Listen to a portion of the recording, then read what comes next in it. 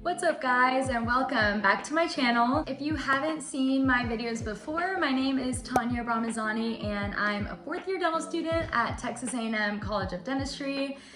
We are almost there, y'all. Woo! Today I kind of just wanted to make a brief video about tips on the application process and just things I remember, which might not be a whole lot since I'm a fourth year dental student now, but hopefully some of this will help at least one of you. So first things first is, I'm sure you guys hear this from everyone, but it really makes the biggest difference, and that is to apply early. The reason why this is so important is because you want to be the first to get looked at, and because it's so competitive and spots are limited, it can really help you to be in the front of that line. Because the application process doesn't start, or I guess open, until I want to say June or maybe like late May, I think. Yeah, oh my gosh, sorry. These tips I have are very general overview things, not details, so please don't quote me on any of this. I'm sure you could find all of this on the website. Before the application opens, whether it's months before or the beginning of first semester, I would start on kind of thinking about your essays, maybe the topics, start writing it out, just so that you have a lot of time for somebody. Sorry about that. All right, I forgot what I was saying. Oh yeah, so that way you can have a lot of time to be able to proofread your essays, have somebody else maybe look at it for you, and all this will really help have a strong essay for you. I personally had my healthcare advisor take a look at my essay and also just help me a lot through the process.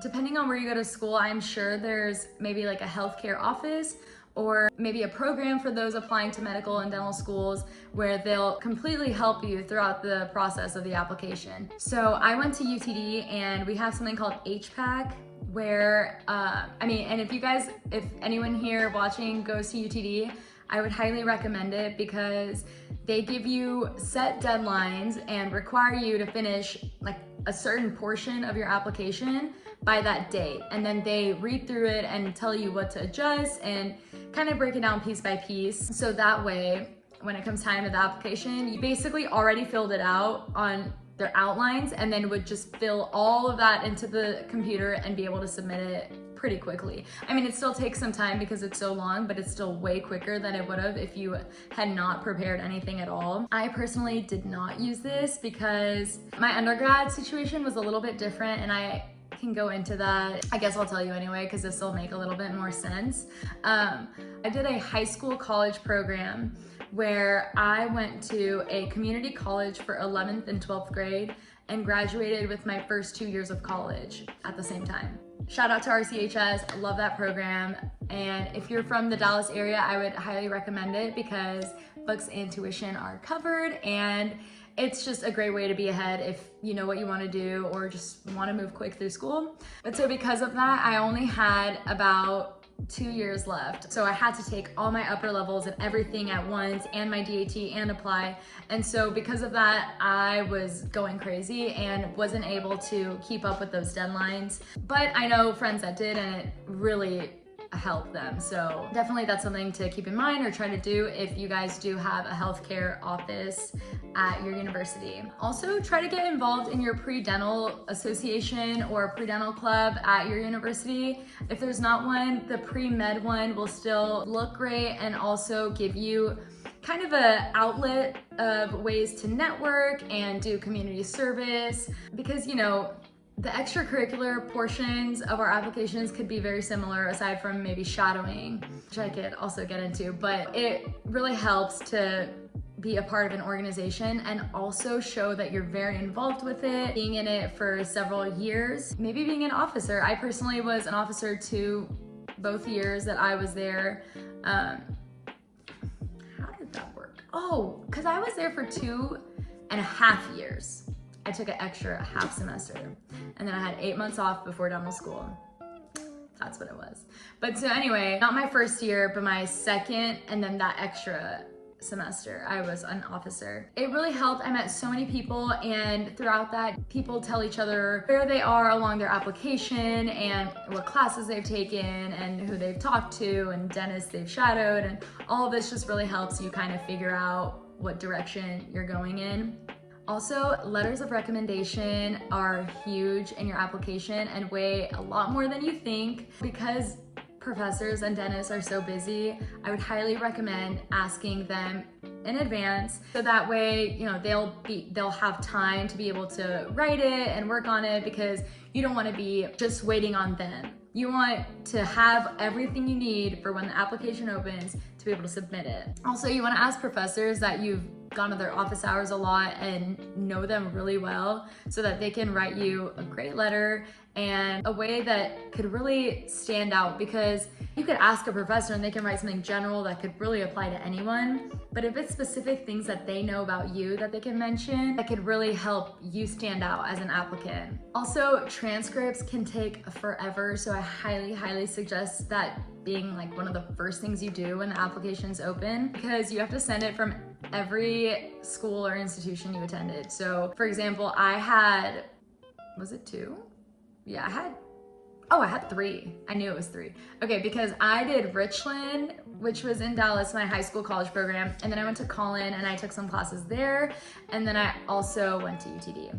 They're the ones that can take a long time, especially during that time of year. Everybody is wanting transcripts, and so you would hate to have to wait on them until you could send in your application, you know, and you have everything else ready, but the schools can't even see your grades. Also, I've been asked a lot if it looks bad to take some of your science classes at community colleges. I personally took a lot of my science classes at community colleges because either I had to or it just worked out that way. But really, every person I asked, and I spoke to a lot of faculty at the schools that I wanted to go to, I would literally just call their offices and ask these questions. From what I figured out was what matters the most is your grades. What you get on that, what affects your GPA, and also the load of classes that you're taking when applying with that GPA. Because they're not gonna be like, oh, well, you took one class a semester and had a 4.0. I mean, that, you know, they take all of that into consideration. So if you take, say, biology at a community college and chemistry and OChem, and you're making like B's and C's, well, that can actually do more damage, because at a community college level, it's typically a little bit of a lighter load. And if you're not able to make A's for those, then that can really stand out for them. Unless you then go to a university and are taking those upper level science classes, such as AMP, biochem, molecular bio, just all those, and you're doing well on those, then that could potentially make up for it, because then they'll realize, oh, okay, well, you're kind of getting it together, you're more in the zone, you're figuring out how to study. They want to see a progression of improvement in your grades more than anything else, and not focusing so much on that number itself for your GPA. Also, just make sure you have enough shadowing hours. I think the required amount is 50 for dentists, but I mean, I would recommend having like 100. Doesn't do harm, and it's so easy to get. I mean, it honestly adds up so quickly. If you have a day off in the week or mornings, you don't have class or something, just go shadow, you know? Find a dentist. You can call your dentist, you can call local dentists, and just go and shadow and observe. They've all been through it before too. So because of my application situation, I had to apply to dental school the same summer that I was taking my DAT. What you could do is, if that situation does happen to you, just apply as early as you can when the application's open and send that first DAT, but also say, you know, I mean, there's like a way that you can put that you're taking another DAT at this date, and that you'll send in that score as soon as it comes in. And so that way they'll be waiting on that, and then but it still does matter to apply early in that situation, because the batch that your application is received will kind of be set aside, and they'll review those periodically and be able to see when your DAT has come back in. So that can kind of help too. Another thing is to make sure you know all the required prerequisites for the schools that you want to apply to. When I applied, anatomy and physiology was not required. I know now, I think it is some places. I really don't know, but all this information is on the school's website. So you can literally look up required prerequisites, Texas A&M College of Dentistry, and then see what they have. I mean, there's recommended ones too. not just required. So I wanted to do as many of the recommended ones as I could, and then definitely all the required ones. But another tip is to take the hardest classes you have left after you apply, because then worst case scenario, it won't affect your GPA. At UTD, we had some really, really tough classes like genetics. Average test grades were like in the 30s or 40s. And if you were a bio major, which I was not, I was a healthcare studies major, but if you were bio, it's required. So a lot of people took it their last semester just so they wouldn't have to have maybe a B or a C. Okay, and last but not least is to just know your application really, really well.